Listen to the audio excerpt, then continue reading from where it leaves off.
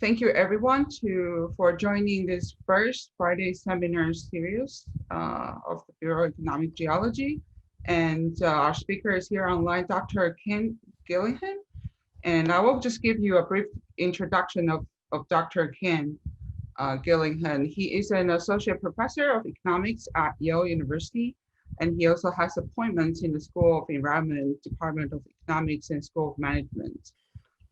He has a lot of experience. He previously served as senior economics of the energy and environment at the White House Council of Economic Advisor, and he's also an energy and environmental economics.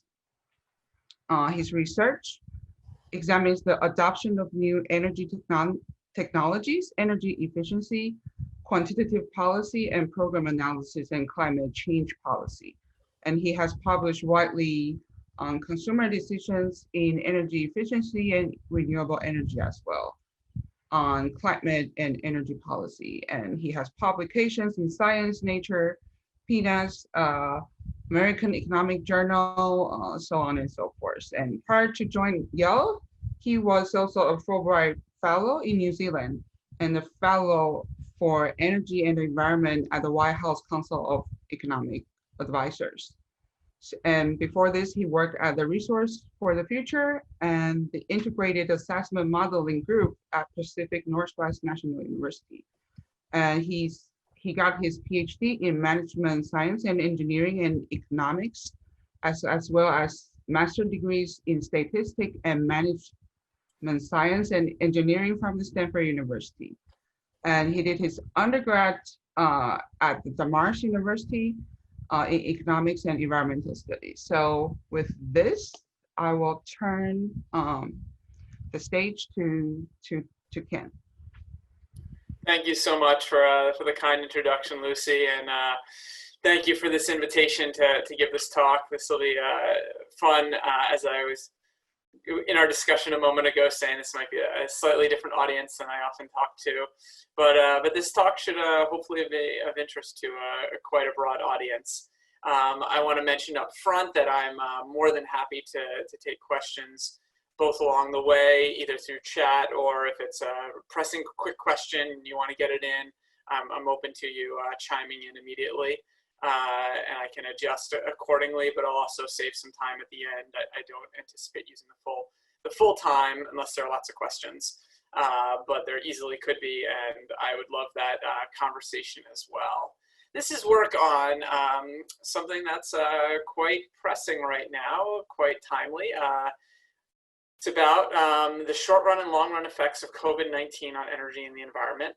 I'm not going to say that we address everything, so it's a very broad title, but we're going to give some insights I think that are going to be pretty, hopefully useful to some of you and just understanding the world. So that's really what this paper is about, is understanding the world and thinking about what could be going forward. Obviously, COVID-19 is an unprecedented shock to our system, and words can't even describe the tragedy of the lives lost. Millions have lost their jobs. Schools and daycares have been disrupted. I have a little one, and this has definitely affected me personally quite a bit, and have family at risk. It's a really awful tragedy. These were the numbers recently from the New York Times, just updated a few days ago on the total number of cases in the U.S. And so this paper is really about, okay, it started with in March. We knew things were happening. We knew something was not going well, maybe even late February, early March. And I thought, it might be really interesting to see what all these lockdowns and everything are going to be causing. There were lots of media reports of clear skies in Los Angeles. That's a picture taken recently when usually you wouldn't see the San Bernardino mountains as easily. And lots of pundits talking about a whole bunch of different effects that there could be. So I got together with a group of two economists from MIT, Jing Li and Chris Knittel, and my postdoc at the time, who's now back at Europe, and Mara Regwan, she's at Northwestern University. We're a group of energy economists. who were all interested in understanding broadly what was going on in the short run, and then opining, so this is a commentary article, opining on what it could mean in the long run. We're generally taking a stance of just trying to understand the world and what, the different aspects could be. We may have somewhat of a view on what we think could happen and where we think could preferably have, preferable options, but we also are trying to just really understand the world here. There were all these reports, and so some of the questions that arose when we were thinking through this, or could the environment really be improved by COVID-19? We saw those clear skies in Los Angeles. How about traffic fatalities? With far fewer cars on the road, are we going to see a change in traffic fatalities? Should we see this as a silver lining? There were reports out there of seeing this as, recognizing that COVID-19 is a tragedy, but maybe there's a silver lining with those clear skies over Los Angeles. And then what does this mean going forward? So this paper is actually one nice thing about the journal we published it in. Joule has a COVID open access, COVID-19 open access portal. And so if you go to this website, you can download this paper, and it's an open access paper, so you don't have to pay. It's not behind a firewall. Anyone from the public can access it. And the supplementary information that gets into all the details is a short paper, which is nice for many who don't have the attention span to read through all the details. But the supplementary information is both on that website, and I have it on my own website as well. And that gets into all the nitty-gritty details about where the data is from and everything. I'm going to focus on the high-level things, but I'll tell you, a little bit about, how our analysis was developed and where it's coming from. So our starting point was, what are the short-run effects? And I'll go on a little brief aside here. We started thinking about this in March of 2020, and started putting some things together in March, and as things got worse, we really started diving into this more. We were originally talking to the editor at Science about this, and went through a process there. They were a little slow to get moving. Usually Science is pretty fast. And then a Nature Climate Change paper came out in late April, and it was very late, end of April, early May. And the moment that paper came out that looked at some global greenhouse gas emissions implications, Lequinere et al., Science got back to us immediately the next day and said, yeah, we're not interested. So we had to rejigger things a little bit. For those of you who are trying to publish in these journals and have things that are timely, you'll be familiar with how this process goes. So we had to rejigger some things. And this paper, I should note, is focused very much on the United States. We don't really talk much about other countries in this paper. So we start out with the short run effects. We say, how is energy use affected? Motor gasoline, jet fuel, electricity, natural gas, coal. So we're interested in all of these aspects. How are these all going to be affected? We're going to take data in this paper from late March until June 7th. Now, why June 7th? Because it's actually quite interesting to see what's happened following, and I'll speak a little bit to that. That was the last day that we submitted our proofs. So we updated our data until we submitted our proofs, and this paper was published around June 18th, if I recall correctly. So mid-June was when this paper was published. It'd be really fascinating to follow this kind of much further. But the early stage in the pandemic is actually one of the more interesting stages, because that's when you really saw some shocks. So the basic idea of what we're going to be doing for short-run effects is using publicly available data from the U.S. Energy Information Administration, great data source. We're going to compare consumption before and after the shutdowns and control for the impacts of weather, renewable energy generation, seasonal patterns, just a set of different controls. Because you might think, before and after the shutdowns, maybe there was a trend already because we were getting to warmer months of the year. And so we want to be dealing with that trend that was occurring already. So I'm not going to spend too much time on methodology, but just mention the approaches that we're taking.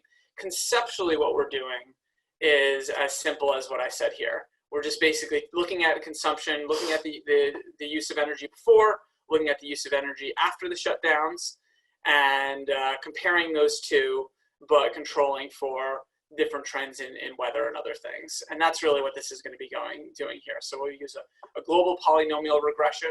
And so this here is an indicator variable, a 0, 1 variable for whether or not it's post-COVID or not. And we run a regression where we say, what's the relationship between fuel consumption being before or after COVID lockdowns occur, and a whole set of different controls. So we're controlling for the heating degree days and cooling degree days. So we're getting to warmer months. We're controlling for intermittent generation of electricity supply. We also just can include a set of time dummies for gasoline and jet fuel. So the intermittent generation is really only useful for electricity. So that's the basic idea. We can also do something similar where we actually do what's called a two-step augmented local regression. So we look at the pre-period before the COVID lockdowns, estimate a model on that period, and predict what would have happened. Again, controlling for heating degree days and cooling degree days and end use demands, and a set of controls. And so come up with sort of a counterfactual world of what would have happened in that world had COVID not happened. And that's really the kind of core of our analysis. So this is great. I see one chat question. Oh no, this is just a thank you. Great. If anyone has questions, please put them up in chat. Happy to take them. I have them right up here so I can see them easily. So the brief idea of this is we're estimating a model in the pre-period, we predict forward, and then we take the difference in the residuals to say that's kind of what the effect is. In both of these two, we're going to ignore the 3 weeks of data just before March 26th, because I don't know about you, but I actually was starting to become aware of COVID-19 earlier in March. I was starting to influence, my own behavior was starting to be influenced earlier than March 26th. But March 26th was a date when a lot of the lockdowns really started happening. One point is that the results are identical across the two approaches, are nearly identical, obviously, qualitatively identical. And so we're going to present the result. I'm going to be presenting the results from the global polynomial regression. So let me jump straight into some results now that you have some sense about what we're doing, the data that we're using. Start with oil consumption. This is a big jump. So this is US total oil consumption, and a big jump down, I should say. The dotted line is our predicted total oil consumption. So this is our model of what would have happened. And this is the actual total oil consumption. Our model doesn't do so poorly. It doesn't capture all of the spikes, but it's pretty decent along the way, going back to January 2019. And then at post, kind of was going to follow a similar trend. But we see this huge drop. So this is going from, you're talking here, 21 million barrels per day down to 14. So it's a pretty hefty drop. We're talking, a quarter dropped off. Now, why is that? That's obviously people not driving. That's people not flying. Those are the two biggest factors that are driving it, but also some industrial activity could be influencing it as well. So that's the kind of initial take for oil consumption. Note that this was, during the time when oil prices were hitting rock bottom lows, and some futures prices even hit the negative values. Not all, but some of those values are just remarkably low. Now it's obviously a short term. Anytime you have an unexpected shock, the oil prices can really move around very quickly. What about gasoline? So I said that one of the drivers of oil consumption is gasoline. That's one of the largest, in most countries, one of the largest users of oil, refined oil, of course. And so we have gasoline. And so here we have our model. We have some kind of confidence bounds around our model there, and the actual data is the dark black line. And so we can kind of see that our model does a pretty decent job up until you get to this point. And then when we're predicting forward, the world is looking quite different than what it might have been otherwise. So gasoline was a very considerable drop from, we're on the order of 9 down to around 5 million barrels a day. So really substantial drops. How about jet fuel, kerosene? So one of the things that has been pretty clear. Also, I should note that even by June, this was by June 7th, which was our last day of data that's included in this, it was coming back. I followed it, in EIA data. I don't have the figures because they're not in the paper, but it's continued coming back slowly. For those of you who are interested kind of in what has happened in July and August, now that we're in, September 11th today, we see a kind of continual uptick, but still well below where the model would have predicted. Now, obviously, the model, as you go further and further out, is going to be less accurate, and we feel pretty darn comfortable that this is a pretty good sense about what the world would have looked like in terms of gasoline consumption otherwise. So huge drop, but coming back.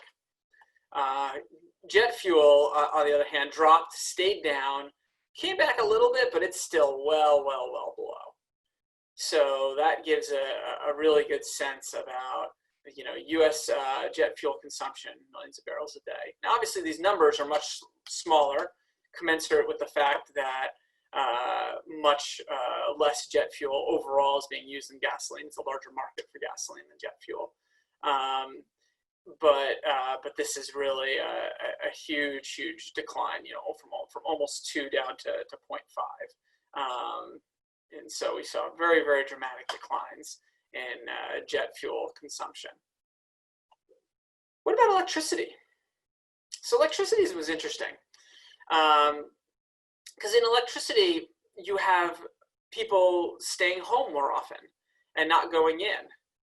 Now, if people are staying home more often, they're likely, I don't know about you, I had a larger electricity bill over the past several months. My electricity bill is definitely more than it would have been in a typical summer, because usually in a typical summer, I'm traveling more, I'm going into the office, and when I'm in the office and nobody's home, my wife's in the office, I'm in my office, neither of us are using much electricity, we're not going to have the AC on.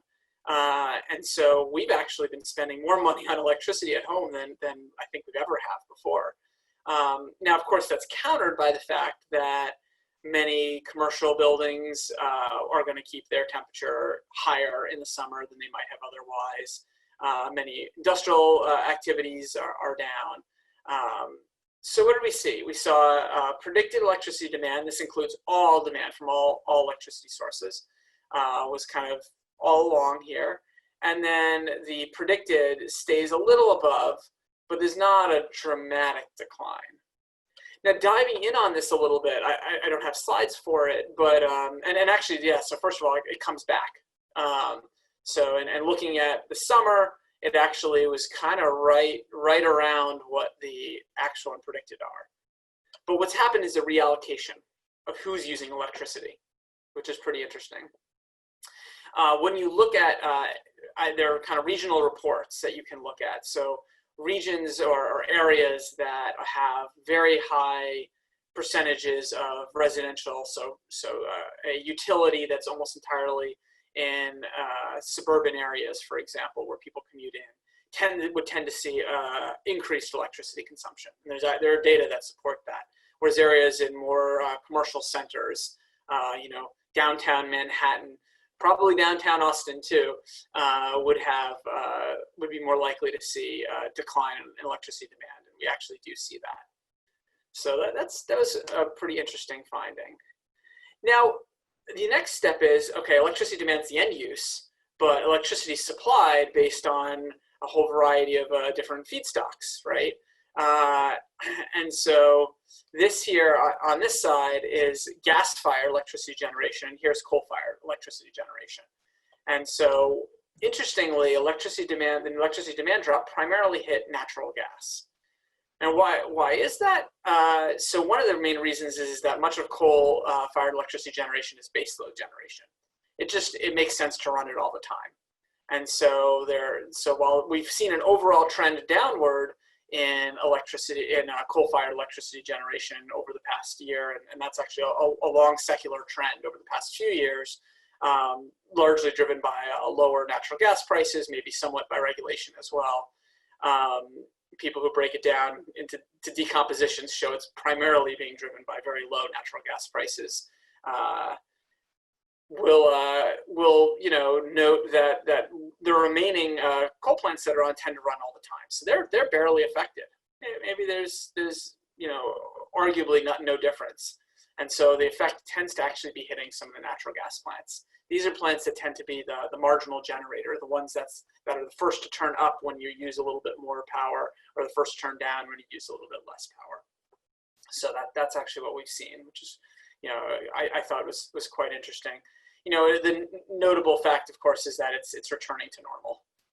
So these levels are actually not far off from where today, in September, in overall electricity demand are not far off. It's really just a reallocation of electricity demand. That brings to overall declines in energy use. So what do we have here in this figure is we have two x-axes. We have down on the bottom the percent declines in consumption, and on the top the absolute declines in consumption. The red tells us the absolute decline in consumption, and the blue tells us the percentage decline in consumption. And what we did here is we picked out just a set of fuels that we think are going to be quite interesting. Note that the reason why you see these differences from the absolute decline and percentage decline, which we do, is based very much on the fact that some of these sources are used much more than others. So we talked before already about how motor gasoline is is consumed much more than jet fuel, right, and kerosene. So what we see here is the absolute decline for jet fuel is going to be less than the absolute decline for motor gasoline, but the percentage decline for jet fuel is much larger. And that's simply based on the original fractions of energy use. We converted these all to terajoules per day to make them on somewhat of a comparable standpoint. So that's the jet fuel and motor gasoline story. The largest percentage decline is jet fuel, which is perhaps not surprising because I personally had to cancel 4 flights or something. I still don't know how I'm going to get all that money back. Hopefully I can get some of it reimbursed or fly again later. And I'm sure many of you also have canceled some flights. So people are still traveling. I mean, there still is some jet fuel use, of course, but there's been massive cancellations from frequent flyers such as myself. Then we can look at natural gas use. Now here we're breaking it down for residential and commercial versus industrial. Now we don't have the breakdown between residential and commercial because that would have been pretty nice. But we do see percentage declines. Our understanding is that it's more driven by commercial than residential. And so if you were able to split those, that was a very dramatic decline in natural gas use for commercial. And this is, primarily heating during March and April, some of those early March, April, and into May in some places. Certainly not in Austin in May. Austin's probably lovely in May. But yes, in many places, they still are doing some heating in early May.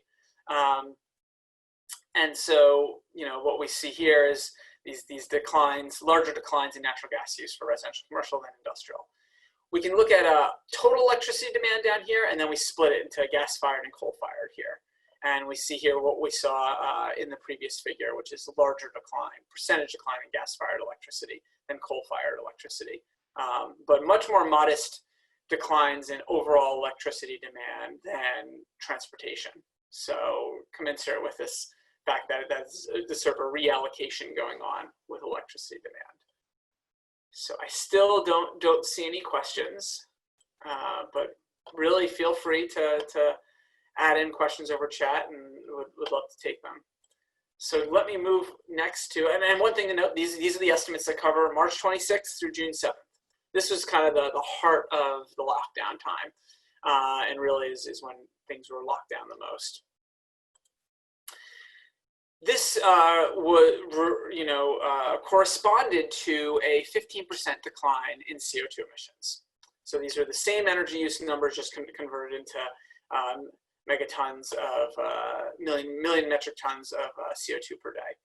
And so what we have here are the declines for jet fuel, motor gasoline, natural gas residential commercial, natural gas industrial, and then for gas-fired and coal-fired. So you'll see, even though the carbon intensity is much higher for coal than for gas, you're seeing larger declines for gas simply because there were larger decline. Coal was barely affected. and the gas was much more substantially affected.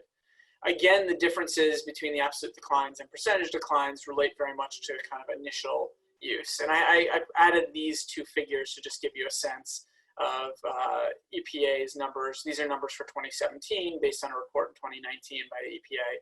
82% of greenhouse gas emissions are carbon dioxide, and the remainder are this. So we're only focusing on carbon dioxide. We're not looking at methane or nitrous oxides or any of the others.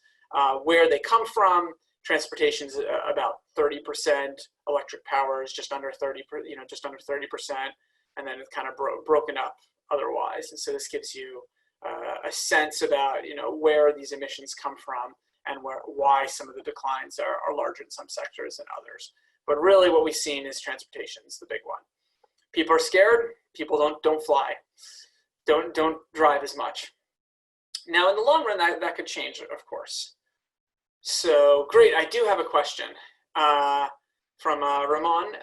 In Texas, we generate a significant percentage of our electricity from renewables. That's right, West Texas wind has been booming, mostly wind, but also PV. Did you look into see whether those two are affected? So those two are must-run technologies. There's a little bit of curtailment of West Texas wind that occurs occasionally. We could have looked at curtailments, but our prior was that our best guess is that there are very little differences in curtailments, which means that wind and PV were basically going just as much as they had been before. Now that's for existing capacity. We did look into builds of new capacity, and that's what I'll talk about as we get into the long run slides. But I think that's right. So ERCOT, which is the Texas grid, does generate a significant percentage from renewables, and an increasing percentage because especially the West Texas wind, but also increasingly PV is in the money in a lot of places. And becoming pretty profitable. And increasingly so since they're building more transmission lines to the load centers on the east, because there have been very dramatically different prices, nodal prices in different areas. Great question. So here's what we've seen in decline in CO2 emissions. Let's get back here. One of the things that we did is we said, okay, well, there's some pretty nice estimates of local air pollution emissions that you can take then based on these differences in mobile sources, such as motor gasoline, as well as stationary sources, such as electricity generation. This is the combination of those. Mostly mobile sources when we're talking about NOx and SO2 is more stationary sources, but some mobile sources as well. So these are the declines in local air pollution emissions that we see. These are part of the reason. So we have nitrogen oxides, volatile organic compounds, particulate matter 10, size 10, sulfur dioxide. PM 2.5, which is one of the ones that has stronger health impacts, is actually like kind of right around PM 10 or even less, which was interesting. So, very clear percentage declines of, about a 10% decline in nitrogen oxides. Now, these declines are not quite as large as what were we talking about, 50% decline in jet fuel use during this time period. But they're still notable, and this is partly why we saw Los Angeles having that clean air, where they could actually see the San Bernardino Mountains. So what did that mean? So there are premature mortality factors that are widely used in the literature, and these, Muller et al. Provide these factors, and so we use these premature mortality factors. Using these factors, assuming that emissions decrease uniformly across the nation, so these are likely conservative estimates because more of the emissions declines, especially from mobile sources, are going to be occurring in urban areas, and the mortality factors in urban areas are higher simply because more people are going to be affected. But assuming average numbers across the whole country, we see motor gasoline provides the largest, but provided by jet fuel. We see emissions and related deaths decline over this period, March 26th to June 7th, by about 200 lives per month, or 200 reduced premature mortality per month in technical terms. And so that's, that's something. It's a far cry from the thousands that are dying from COVID-19, right? So it's not insignificant. Of course, there are confidence bounds around these as well that you need to take. That these premature mortalities have confidence bounds, and then our own estimates have confidence bounds. But we, this gives you a nice ballpark estimate of what we've seen. These numbers are going to be declining, getting closer to zero, of course, as people re-engage in their flying and their driving, of course. Getting the crashes. This was interesting. We collected data on police-reported crashes in several areas: California, Iowa, Massachusetts, Utah, and New York City. So this kind of gives a spectrum, some more urban areas, some more rural areas, some mixed areas. And took the 7-day moving average of the ratio of 2020 to 2019. So one says that they're kind of identical. There's kind of a long run secular trend downward anyway, but then in the time of the lockdowns, we saw a real clear decrease in police reported crashes. But this was kind of interesting to us because you would think there'd be fewer cars on the road, so there'd be fewer crashes. But the cars on the road that are on the road can drive faster. That plays a role in fatal crashes. So we actually could not find a discernible effect. This is just looking at the 7-day moving average, again, between 2020 and 2019. But we also looked back and saw, is there an effect? If we run regressions, if we do discontinuity designs, we tried a whole bunch of things, didn't find anything. And we're thinking that what happened is that the cars that are on the road are driving faster. And that means even though they're less likely to get into a crash at all, when they do get in a crash because they're driving faster, then it's more likely to be a fatal crash. And so those two things roughly offset. There is a paper by a guy in Montreal using US data. There's a question here. Sean Gulick asked, why is the California line different? I don't know. That's a great question. It's very possible that it happens, the composition of driving in California is slightly different on average than the composition of driving in some of these other states. But I actually don't know the full answer to that question. Great question. I was going to say there's some other work out there by an economist in Montreal who seems to find some minor effect on fatal crashes, but largely his results match what we find, which is that he was using more data, but not as rich data as we had, covering the whole country. And he definitely finds a slight decline in traffic crashes, but also finds a small effect on fatal crashes. And he posits exactly the same thing we did. Okay, those are short run effects. So there were clearly clear short run effects of COVID-19. How about long run effects? This is really hard. They're really highly uncertain. There's no way I can tell you that I know exactly what the long run effects of COVID-19 are going to be, because there are a whole variety of things that could happen. So we talked about a best case scenario and what we deem to be more likely, and given what's been happening, still seem to be more likely, thought experiment. These are two illustrative thought experiments, and we made calculations based on these. The best case scenario is we find a vaccine in a timely manner, we develop effective treatments, the economy can be progressively reopened, and by a timely manner, we're in our analysis talking about early 2021. So that maybe we're not going to hit the vaccine by November, as some have some hope. Gosh, I would love that to be the case.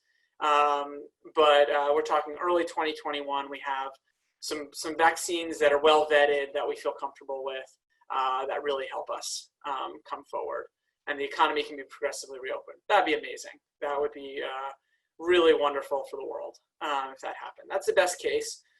I'll talk about the best case briefly, but we deem there's a slightly more likely thought experiment in that there may be a vaccine, but it comes out later, or it takes longer, it comes out substantially later. Maybe it's not perfect. Maybe the virus continues to mutate, and so the vaccine only works for a while, and then they need to develop new vaccines.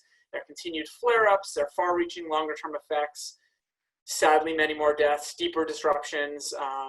And in this case, much demand for goods and services would be destroyed demand instead of deferred demand. In this best case scenario, we'd see a lot of deferred demand.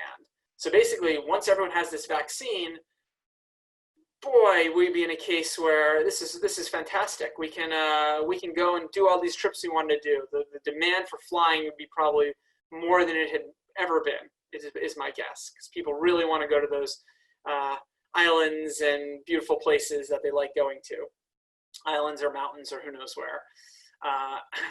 But here, after a long enough period, you're going to end up actually destroying demand for goods and services in a persistent global recession. So let's see, I have another question here. In Scotland, more than a third of electricity production is from renewables and more than a third from nuclear. The regulatory bodies actually enforce a fixed share of renewables. Well, they do in the US too, actually, with renewable portfolio standards.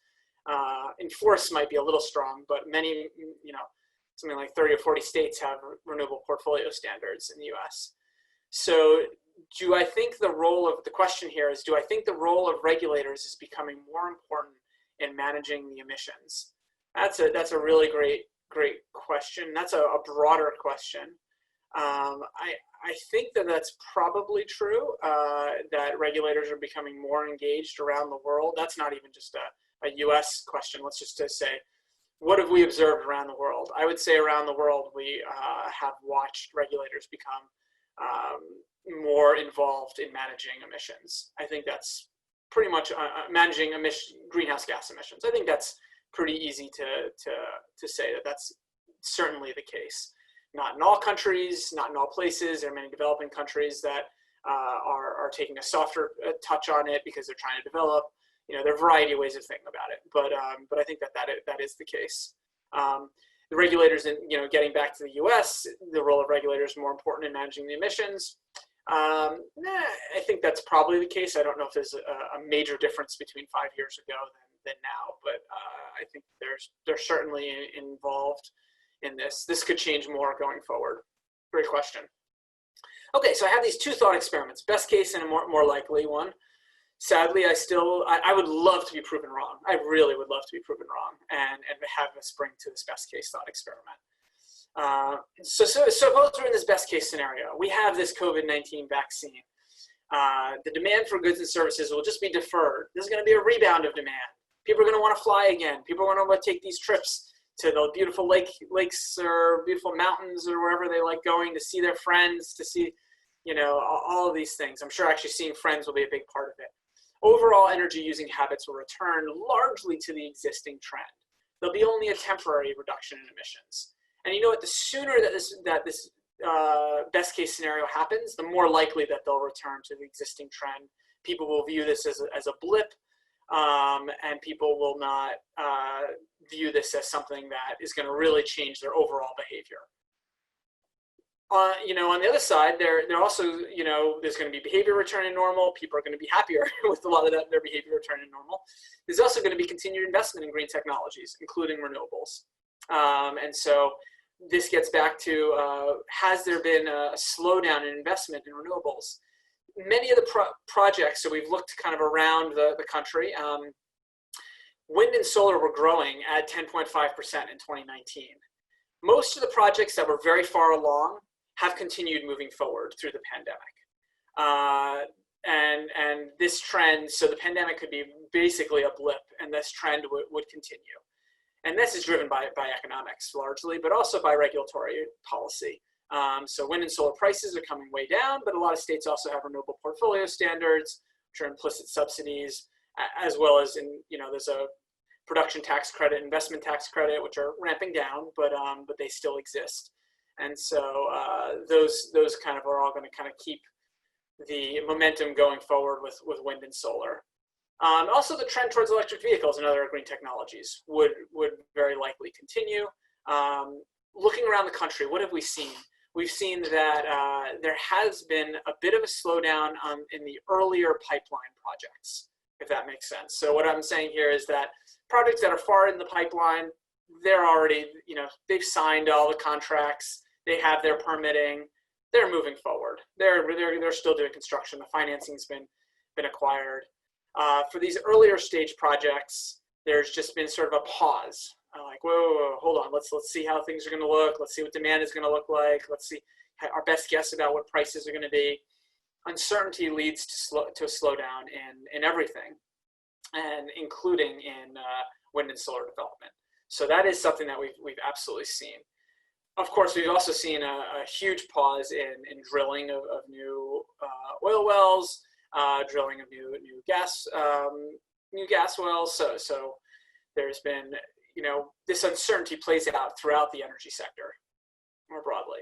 Let's go with what I deem more likely.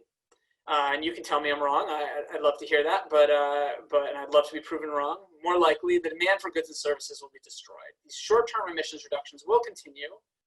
But the economy is going to be in a recession. Lots of unemployment still continuing. As a benchmark, the CO2 emissions declined nearly 10% between 2008 and 2013 during the Great Recession. So this kind of decline is certainly very, very possible. Most economists now think that we're in a recession right now, obviously, and we're heading into a longer term recession. It's going to take some difficulty to get us back out. It's possible we'll get it back out, but it may be challenging. Investment and long-run behavior might be altered. So this is where it gets really interesting. We think about people doing remote work. What does that mean for patterns of behavior that influence energy markets? Well, it would continue to reduce travel and may lower demand for new commercial office space. There was just an article in the New York Times, or it was the Wall Street Journal, but I think it was the Times, but the journalists talked about this too recently, about how many companies are actually getting very reluctant to sign new contracts for commercial office space in Manhattan. And I think the same thing's probably true around the country, where companies are like, well, wait, a lot of remote working seems to be working. We're still able to carry out our lives. We have this Zoom meeting today. We're doing, and it works. There's something wonderful about being in person, and there are great things. I'd love to be able to see the audience more, but it works. There really is some real value to in-person, to these new technologies that allow us to remote work. And I think that, and my co-authors think that to some degree, there will be a continuation of that trend. We think that most people would continue going back to work, would go back to their offices, but there will definitely be work where people who are able to continue remote working. Which actually, bodes well for rural areas, or especially rural areas in beautiful places where people might want to live. But home energy use would increase, as we talked about before. So on net, commercial building use may stay largely unchanged, but may decline in the longer term. Another aspect is we've seen since the pandemic, cars, and especially used cars, going like hotcakes. Like, car sales have actually been increasing. People are fearful of taking public transit, leading to more driving. Now, this could be a modest effect. Only about 5% of commuters take public transit. So this is from survey data that we've looked at. So given that only 5% of commuters take public transit, it's not going to be a massive effect, but it will likely be some effect. And then in this context, long-run investment in renewables and cleaner vehicles could be affected. And that's what we were exploring in this more likely scenario. So we developed illustrative scenarios to give you a sense and give us a sense about what these effects could be. So what about electricity? We've seen now that the early pipeline early pipeline projects have been stymied. Further ones going forward have already continued. So we modeled the effects of reduced investment in renewables. We looked at the decline in investments from the Great Recession as a guide. We used some studies and some data from the Great Recession. Of course, the Great Recession had a Recovery Act that had some clean energy investments in there. They enhanced the production investment tax credit at the time. So we had to kind of parse that out somewhat, recognizing that the decline in investments during the Great Recession would be even greater if it weren't for some of the production, enhancements in production tax credit, investment tax credit, et cetera. But by the way, that actually influenced West Texas wind quite a lot, some of those investments during the Recovery Act time. So we modeled renewables being set back 5 years based on our view of what happened during the Great Recession and what might happen. So what do we see here? This is the the annual energy outlook reference case from the U.S. Energy Information Administration. And then we looked at, the 1 quarter shutdown or a 2 quarter shutdown. And we kind of modeled the effect to be the same going there. So what we see here is a very, very clear effect where by reducing the investment in renewables, pushing it back 5 years, we modeled this effect as a decline initially in emissions relative, these are CO2 emissions from electricity, a decline in emissions initially relative to the reference case, and then an increase in emissions relative to the reference case later on. So Michael Young has a question. The popular media has been reporting on ex-migration of people from large urban areas towards rural or peri-urban areas, which I was just talking about. Telecommuting and fear of COVID seems to be driving this, among other things. What impact would this have on energy use, generation, fleet, and potential environmental impacts? Really great question. I'm not going to fully be able to answer that for time reasons, but let me give a few quick snippets. One is it could cut out transportation use quite a bit if there were these are people who had long commutes. However, it could be people in fully urban areas where they were walking altogether and now are driving for their regular day-to-day activities, taking their kids to school, taking their going to the grocery store, etc. So transportation generally would be expected to decline, but not in all cases. Then a big question is what happens to those commercial buildings. So they were driving formerly into commercial buildings in large urban centers. Are those commercial buildings still going to be full and still going to be used? Are they still going to build as many new commercial buildings as they would have been built? Because it's very clear if you're staying home a lot more, you're going to be using more energy at home. So these are the two aspects. Sean, I'm going to stop there on that question because there's a lot more I could talk about, and it does vary a lot depending on where people are moving from and to, and the composition of the electricity grid and the composition of what they're driving. All of these things make an impact. Sean has a great question that I'm going to hold off for there's 2 slides down because I'm getting near the end and want to make sure I get to the last slide, and I'm going to cover that. So great. That was electricity. These are some potential effects on CO2 emissions from electricity. Note, these are an illustrative scenario.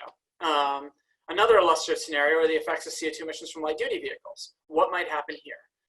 So there's a lot of discussion in the regulatory context about fuel economy standards. The Trump administration has changed fuel economy standards and finalized a rule that reduces fuel economy standards from kind of increasing at around 4 or 5% per year in the miles per gallon to 1.5% per year. So the pretty substantial decline. If the economy is not doing well, it's going to be more likely that there are going to be delayed investments in vehicle fuel economy.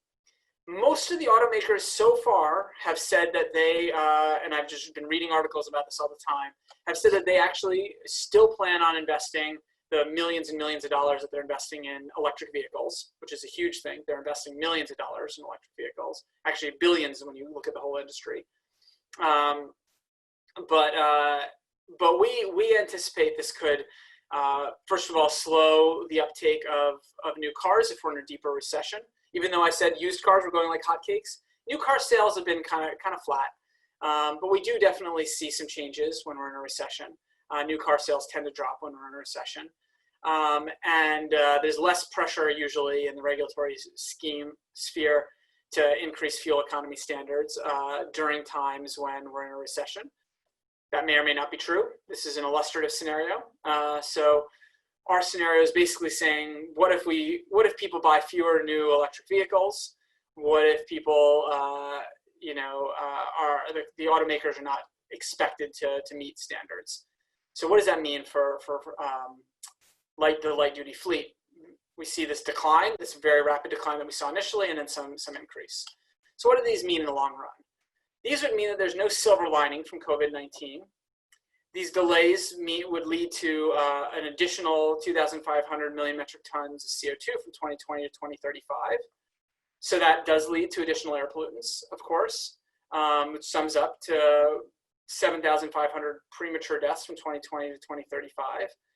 That's over that whole period. these would offset the saved premature deaths, so reduced premature deaths during COVID-19. Now, of course, these could be coming with some benefits for some groups, their distributional impacts. Some people are affected, some positively affected, some people are negatively affected, but I'm looking at the overall numbers. But one of the key things that comes out of this is just pushing back all renewable energy investments by 1 year would outweigh the emissions reductions and avoided premature mortality from March to June 2020. So now getting to, oh yeah, so there's a Tangwei Zhang asked, what expectation might I have about investments to the petroleum industry due to COVID-19? Well, right now we've seen pretty substantial declines in investment in the petroleum industry right now. That, of course, may not be super surprising because prices are very low. As long as prices stay low, there's going to be reduced investment in the petroleum industry, in the oil industry. And so that, I think is going to be likely should we continue with a recession into the near future. If we end up in our wonderful best case scenario, and we all go back to normal, this best case scenario is both the best case scenario for the petroleum industry as well as the best case scenario for renewables, because we'd be going back to, higher prices and more profitability in the petroleum industry. That's what we'd be seeing. So policy is the wild card that can change anything. And this, Sean Gulick asked a nice question here. Have you considered the effect of a new round of investments in renewables as a stimulus package item in the event of administration change? Yeah, so this is what we're talking about here. The long-run emissions increases are not preordained. They may or may not happen. So these changes in overall fuel use are not preordained. There is a reason to be concerned. Government budgets have been shattered. In a recession, there probably will be intense pressure to relax some climate change mitigation targets. That just seems likely to me. But stabilizing the economy by getting the pandemic under control will certainly help bring the renewable energy investments back. As I just said a moment ago, that you also would see the petroleum industry back on track again too. The oil industry back on track there. But there is further opportunity. There has been much policy discussion around the world about a green stimulus package. The European Union has a lot of work on green stimulus. There's been a lot of work pretty far along in discussions. Throughout Asia, there have been discussions about green stimulus packages. The 2009 ARA stimulus invested in clean energy, and it was quite controversial. I'm sure everyone remembers the word Solyndra. But there were very prominent failures. But it turned out, we read into the literature, when you looked at the overall portfolio of the investments, it actually made money. So yeah, there were the huge losses by Solyndra, but the overall portfolio made money for the federal government. The overall portfolio wasn't a massive failure. So I occasionally talk to people working in hedge funds or investment bankers and others, and they're like, yeah, we expect to lose some stuff sometimes. So there could be something similar again. Is the political sphere going to lead us there? It's hard to say. A modest allocation towards a new investment in, say, infrastructure alone could make a difference. Could remind voters and policymakers that collective action and listening to scientists matters. This is a take that I'm not sure will actually happen. It's tough to say. It's really tough to say. Let's see, another question by Babak. Thank you for all these questions. Aside from the clear benefits of working remotely, perhaps there's a human cost we've missed. I agree with that. In the UK, domestic violence increased 30% during lockdowns. The healthcare system reported more mental health care costs. I don't know the numbers for the US, but I think that there is something to it. I think people like seeing and being in the same place as others. I know I do. And domestic violence obviously is an awful thing, and that's simply by people being cooped up together, and as well as the stress, of course, from losing jobs and the lockdown. So a combination of all those things is playing a role in domestic violence, probably playing a role in a variety of things going on in this country and around the world. But yeah, I don't doubt there are more mental health care costs. I think a lot of those too, though, are coming about from lost jobs. So I think we do need to differentiate between just working remotely versus lost jobs, and versus the stress of not having daycare, for example, and not having schools open. So those are also major stressors. So, but yeah, great points. I do think that there are trade-offs in remote working. So there I am. That's the summary. Feel free to contact me at any point about any of these questions. Would love to have any further thoughts. Oh, I do see another question, so I'll take that right now by Kirk. What is the level of granularity in your short-term data? For example, with respect to energy demand, is the data reported nationally or by state or county? I'll answer that first, and that part is most of the data is national, but there are data within the data set that we're looking at that are by state, not by county. EIA does break things down by state, and one could look at it by state. We did not do that in our analysis. We were, let's just say, a little bit of a rush to get this off while it was still timely, as you might imagine. But with respect to vehicle accidents, does vehicle type play a role? Car versus commercial trucking? We did not look into that. It's also a great question. So there's plenty to do and further explore here. I don't know if the economics professor in Montreal has looked into that type of, like, does vehicle type play a role? Our data is sufficient to look into that, but we did not look into it. So yeah, thank you. That's a great question. I have a question, if I may. What do we learn from this analysis over the past few months about the economic impact of curbing CO2 emissions through policy measures over a relatively short time span, say 10 to 15 years? Obviously, the boundary effects are very different here.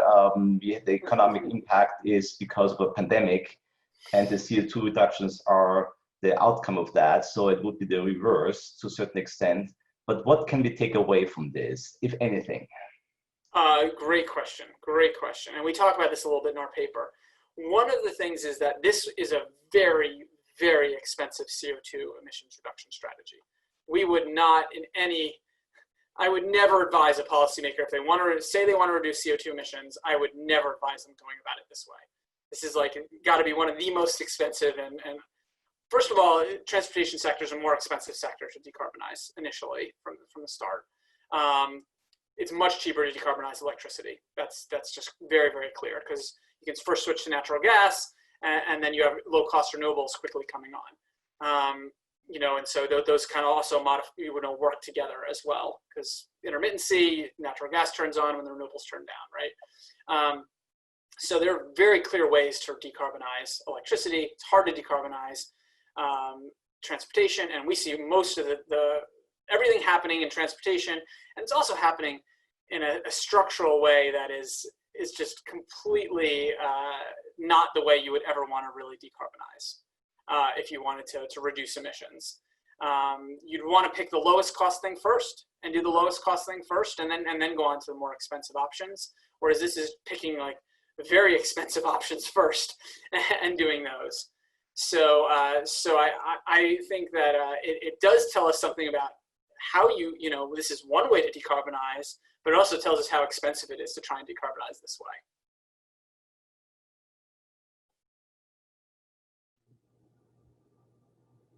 Hi, Ken. I think there's one more question from Mark Schuster in the comments. Let me take that quickly in my last minute. Have you looked at projections of COVID impact on emissions globally? I'm particularly curious about the US and Europe. There's a very nice paper in Nature Climate Change, LaQuinry et al. Happy, if you send me an email, happy to send it on to you, that does the COVID-19 emissions impacts globally.